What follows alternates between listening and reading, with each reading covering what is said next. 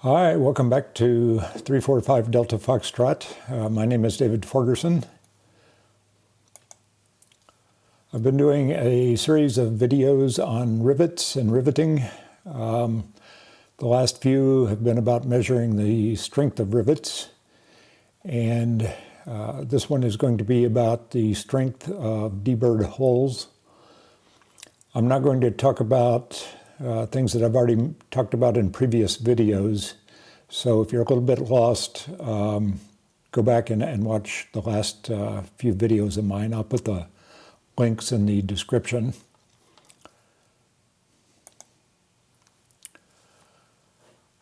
Okay, this is experiment number 4, and the basic question is, can you deburr too much?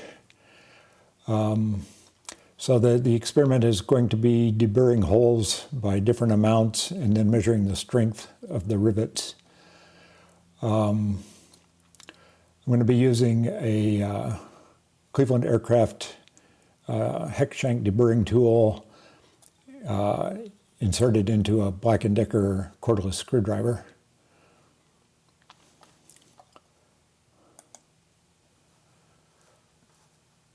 The rivets for this experiment are all 426AD 3-3s, which are, of course, flathead rivets, so everything is dimpled. The aluminum is the normal Van Skin aluminum, which is 2024 T3 alloy, and it's about 16 thousandths thick. And the squeezer was set to about 5.5 turns.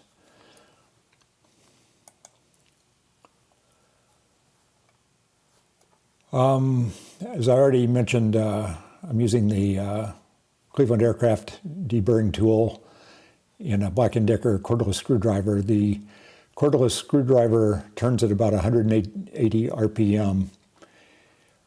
Project Farm measured 178 RPM, so we'll just round it off to 180. And that's about 3 turns per second. Now this deburring tool has a single cutting edge. Some deburring tools have 3 cutting edges, or sometimes even more. So we're talking about 3 revolutions of a cutting edge per second.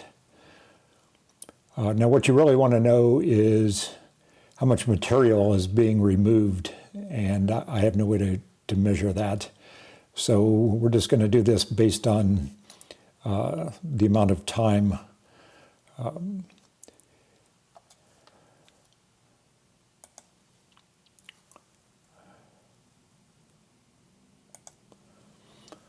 Okay, this is the experiment. Fairly simple, fairly short. Start off no deburring at all, so 0 time, and then deburred for 5 seconds. And my rough estimate is when I deburr for about a second. So this would be about 5 times longer than normal, or than typical. Now that's not quite true. If you have real burrs, I'm not talking about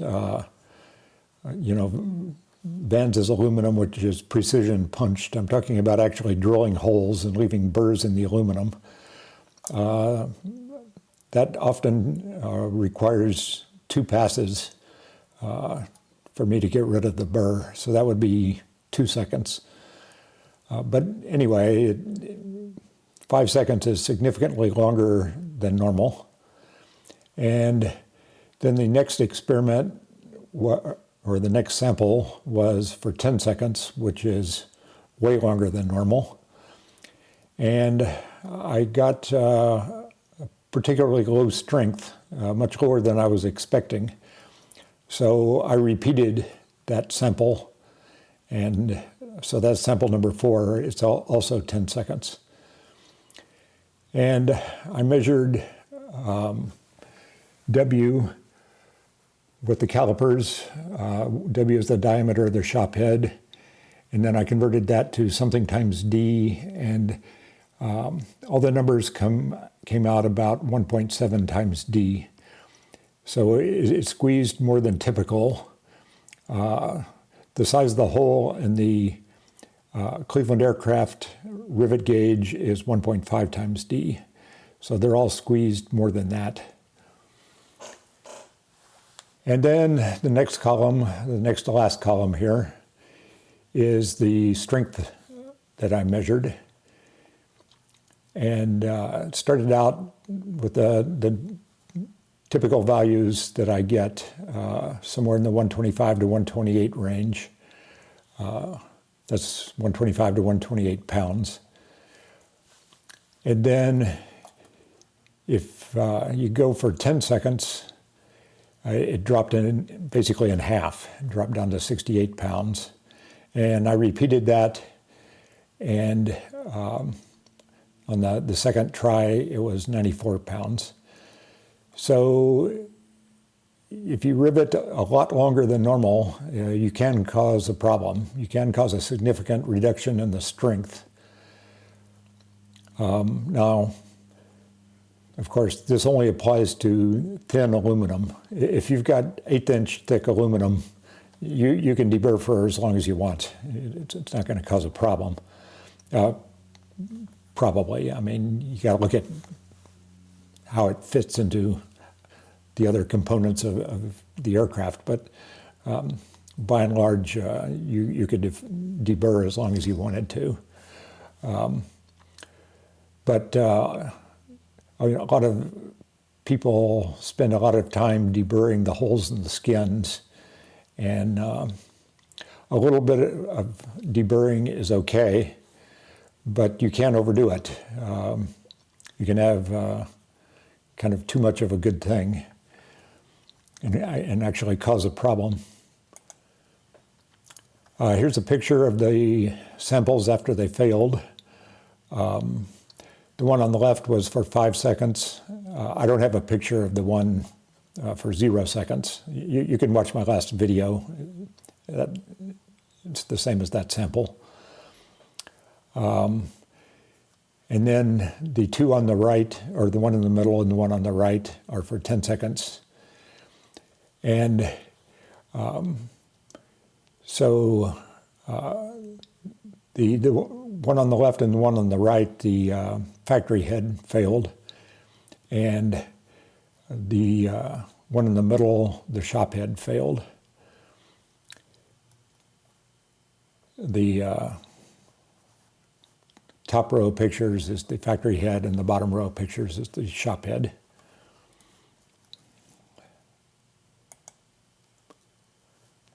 Okay, as already mentioned, these results apply to thin aluminum only. So don't make more out of this than is actually there. If you're riveting anything other than the skins, it's probably not a problem.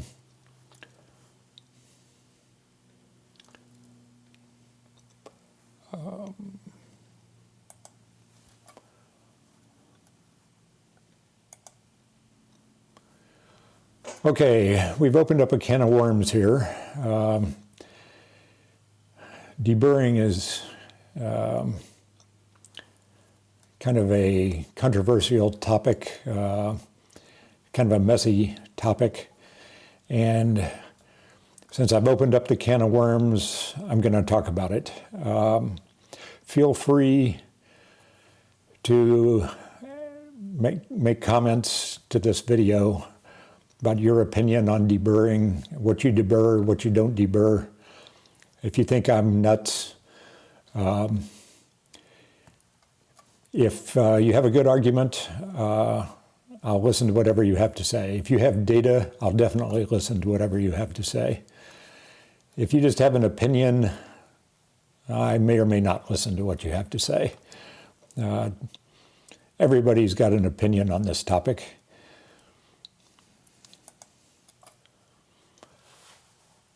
Okay, So I drilled some holes in some thin aluminum, normal Van Skin aluminum, and here's the pictures. These are burrs. These are real burrs, and these all need removing. I mean, there's no doubt about it. There's no disagreement on this. If you actually have burrs that look like this, you need to clean them up. They're going to interfere with the fitment of the parts. Whatever this piece is, it almost certainly fits flush up against another piece of aluminum. And, you know, a big burr like these pictures here are going to cause the parts to not fit together properly. They're not going to be flush. Also, probably cause the rivet not to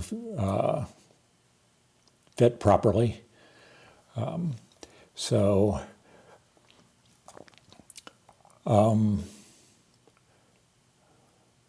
And another thing that I should mention, if you don't already know, is when you drill a hole in aluminum or most anything, the burr is the bottom side. The top side, the side that, you know, the drill bit is on, you know, that is usually much cleaner than the bottom side.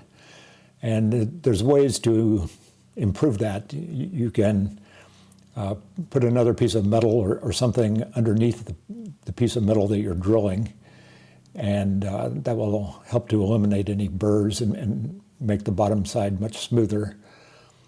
Now, you can't always do that. Sometimes you're using a hand drill and you're drilling, you know, just into the side of something. So if you're using a drill press, you know, you can put something under your sample, but not if you're using a hand drill.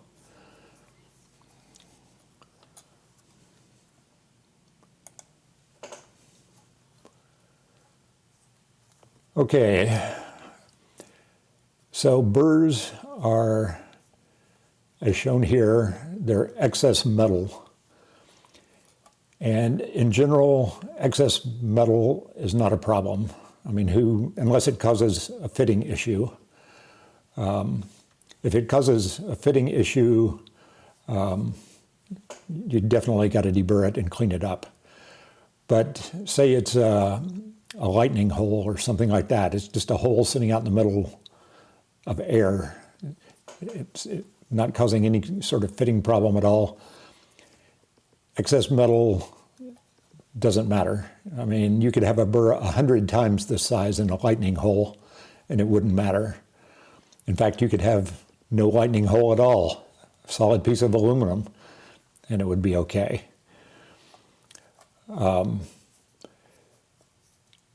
So what might matter is scratches, cracks, and sharp angles in the hole or on an edge, or so, you know, if you think that that's a problem, then what you want to do is you want to round and polish the edges or the holes or whatever. And you really shouldn't even call it deburring. You should call it rounding and polishing. But if you do decide that your holes and edges need rounding and polishing, you should make sure that whatever you do to round and polish them, you end up with holes better than what you started with. And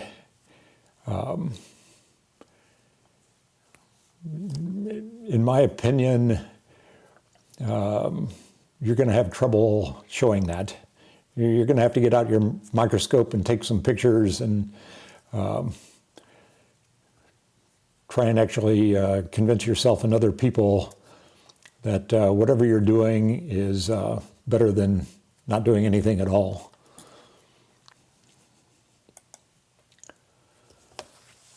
Okay, here's some pictures of some holes in just random parts. The one on the left is skin, and the other two are some other random part I don't remember. Probably a rib or something.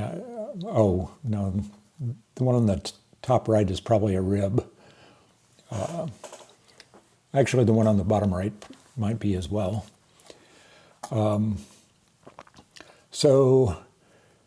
These holes were made with a precision punch process. And in my opinion, they have no burrs. Certainly nothing like what we saw before in the previous pictures. Now, like I said, there might be some benefit to rounding and polishing things, but I don't really see a problem here in these pictures. And like I said, if you're going to round and polish, try and do something to show that whatever you're doing is beneficial. You know, doctors have a saying, do no harm. Make sure that whatever you're doing no harm. If you're just wasting your time, that's no problem. That's up to you. But if you're actually spending time and making things worse, that's bad.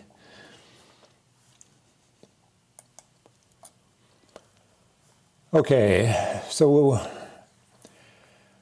what is the history of deburring? How did all this come about?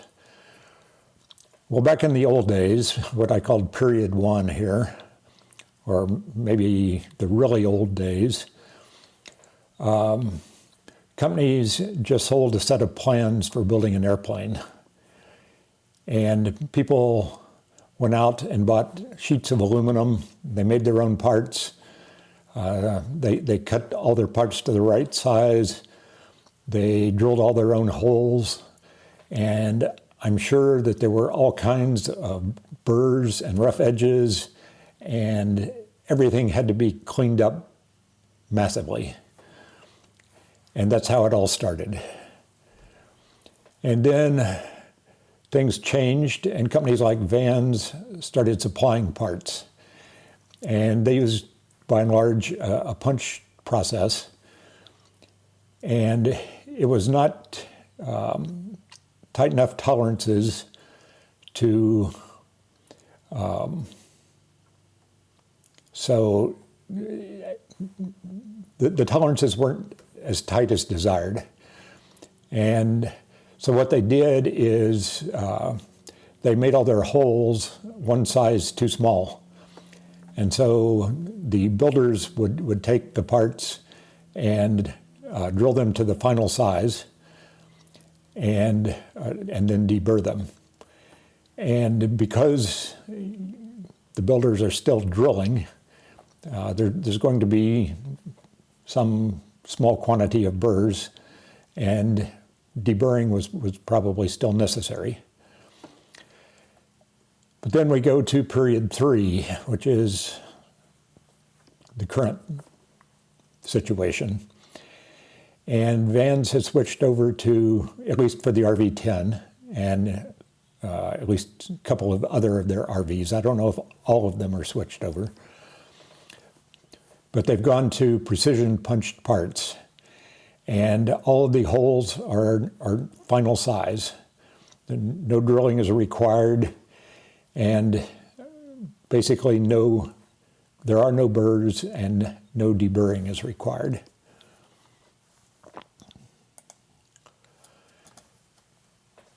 So you look in the plans to see what Vans has to say about deburring. And in section 5.5, which was updated in 2017, it says that the RV12 and the RV14 were switched to the precision punched process, and no deburring is necessary. And my understanding is that since then, the RV10 has also been switched to the precision punched process. if you're in doubt, call up Vans and verify that. Now, if you look at the plans for building something, this is an example for the rudder. And so this is section 7 of the plans. It clearly says to deburr the edges, and even says to deburr the lightning holes. And how that could possibly matter, I have no idea. Well, like I said, excess metal in a lightning hole can't possibly be a problem. Cracks and scratches in a lightning hole could possibly be a problem, but you shouldn't call it deburring. So the plans are actually about 3 years more recent than section 5. So Vans appeared to have updated section 5 of the plans, but not all of the build plans. And in fact, for the rudder, I mean, there's probably almost a dozen mentions of deburring. So Vans now has a contradictory set of plans. And they're just contributing to the confusion of what people should do. So I'm going to give you my opinion on what I think people should do. And like I said, feel free to leave a comment about what you think people should do. Okay, for all the small holes, I go by section 5.5, no deburring is necessary. Clearly, if you saw a problem, you would fix it. If you saw a problem, it would probably be a defective part. You should probably contact Vans and get it replaced. But if it's a very small problem, there's a small burr or something, just clean it up. But going through and deburring every single hole, in my opinion, is a waste of time. Okay, since Vans specifically mentioned lightning holes, my opinion on that is no, a hole is a hole. Why would you deburr a big hole and not a small hole? So I go by section 5.5 of the plans, no deburring is necessary. Now, my assumption here is that it's not just the small holes that are precision punched. My assumption is that the lightning holes are also precision punched. And for that matter, the part itself, except for the very large parts like the skins, or the edges of the skins anyway, are also precision punched. So it's possible that that's not true, but I don't see why you would precision punch the holes in a rib, for example, and not the rest of the rib.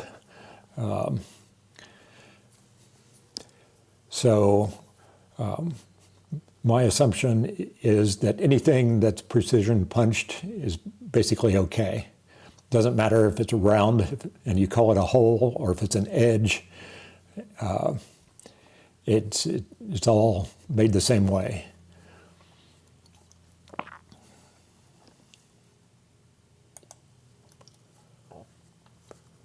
Okay, so how about edges?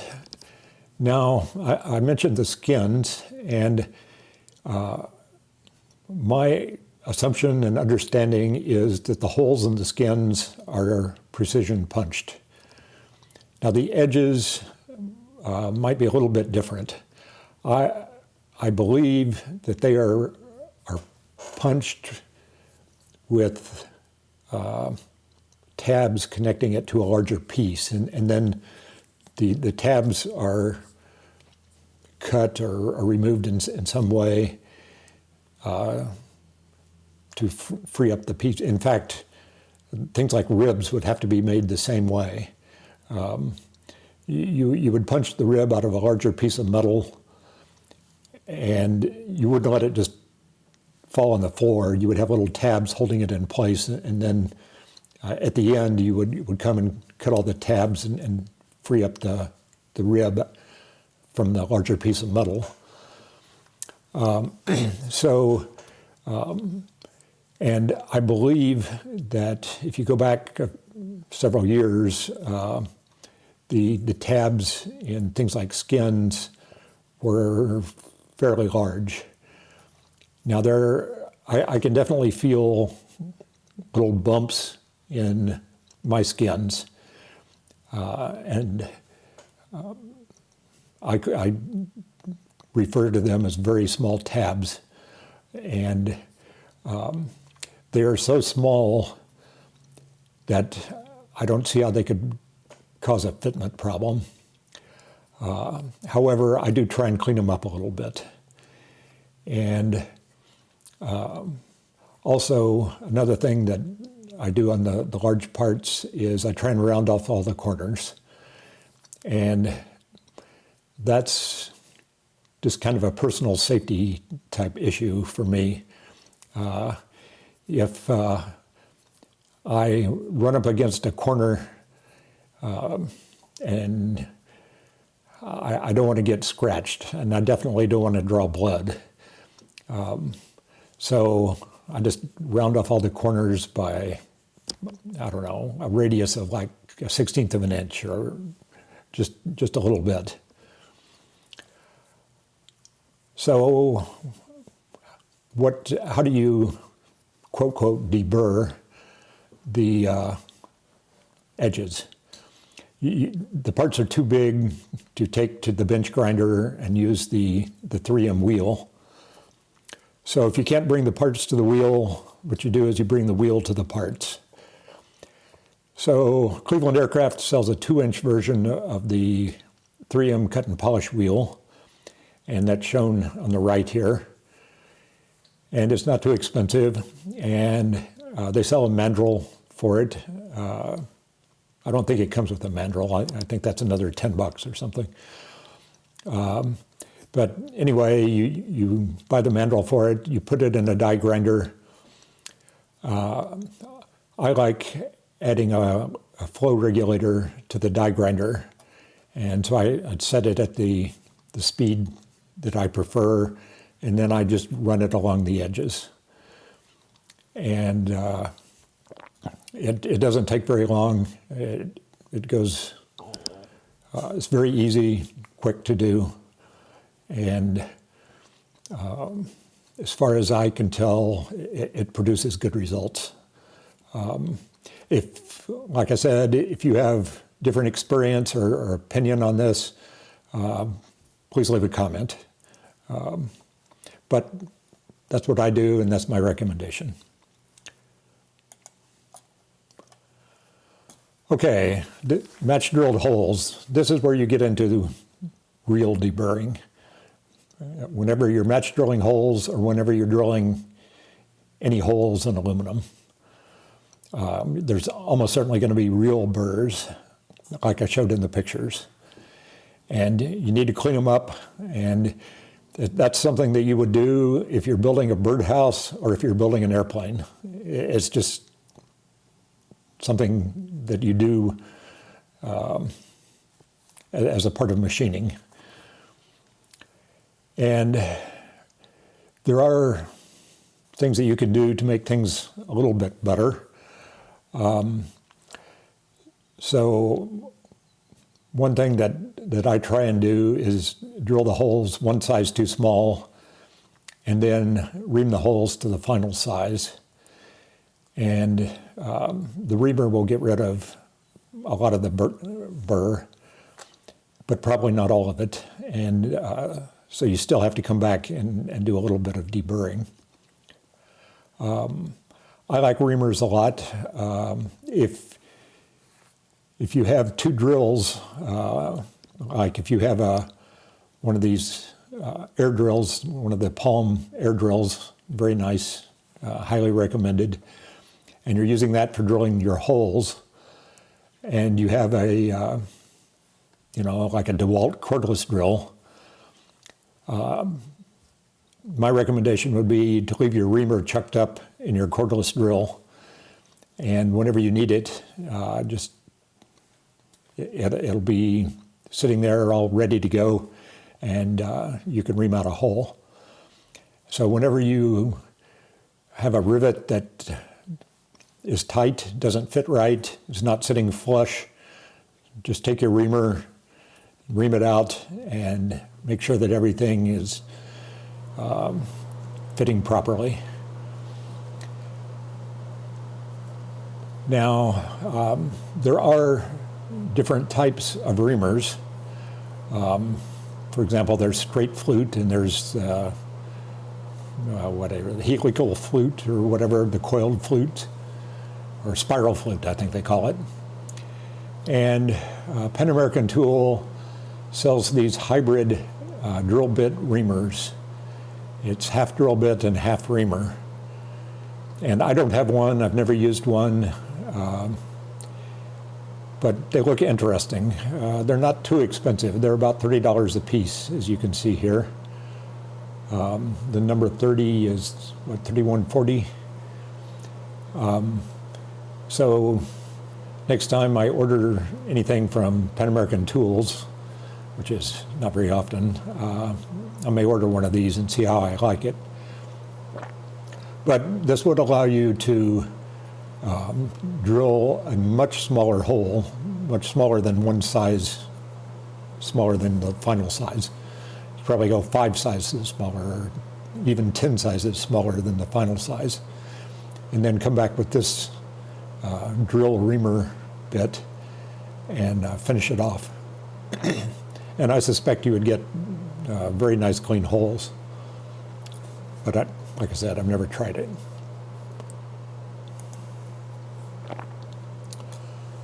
Okay, what did we learn from experiment number 4? Drilled holes, they need deburring. There's no debate about that issue. Whenever you're actually drilling a hole in aluminum, you need to deburr it. Now, all the precision punched parts, in my opinion, they don't really need deburring unless there's some sort of fitment issue, and usually any small fitment issues, as I mentioned, can just be taken care of with a reamer. And if the reamer is enlarging the hole in some part just a little bit, it's not a problem. If you go back and you look at my video on drilling out holes, drilling out rivets, I drilled holes of bigger sizes. And you have to go to a significantly bigger size before you see any reduction in the strength. If you just go 1 or 2 sizes bigger, when you squeeze the rivet, the aluminum just mashes into the hole that you've enlarged and fills it up.